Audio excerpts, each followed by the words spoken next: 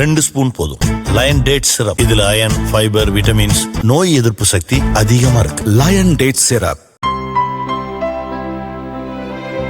இனிமே கண்ணை மூடிட்டு கடலை எண்ணெய் வாங்கலாம்.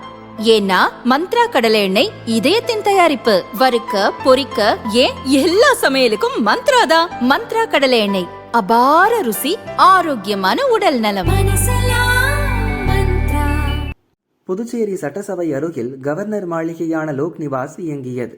இந்த கட்டடம் பழுதடைந்ததால் கவர்னர் மாளிகை கடற்கரை சாலையில் உள்ள பழைய சாராய ஆலை வளாகத்தில் புதிதாக கட்டப்பட்ட கலாச்சார மைய கட்டடத்திற்கு மாற்றப்பட்டது. இதில் கவர்னர் கைலாஷ்நாதன் தன் குடும்பத்துடன் தங்கியுள்ளார். இங்கு 24 மணி நேரமும் ஆயுதம் ஏந்திய போலீசார் சுழற்சி முறையில் பாதுகாப்பு பணியில் ஈடுபட்டுள்ளனர். சுற்றிலும் சிசிடிவி மூலமும் கண்காணிக்கப்பட்டு வருகிறது. முதல்வர், அமைச்சர்கள், அரசு செயலர்களே முன் அனுமதி பெற்றே உள்ளே செல்ல முடியும்.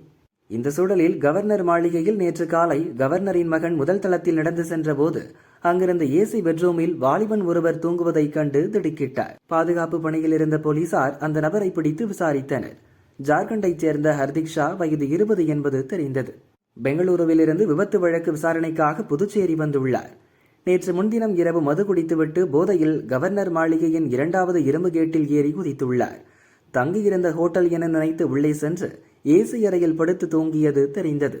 ஹர்திக் ஷாவை கைது செய்து சிறையில் அடைத்தனர்.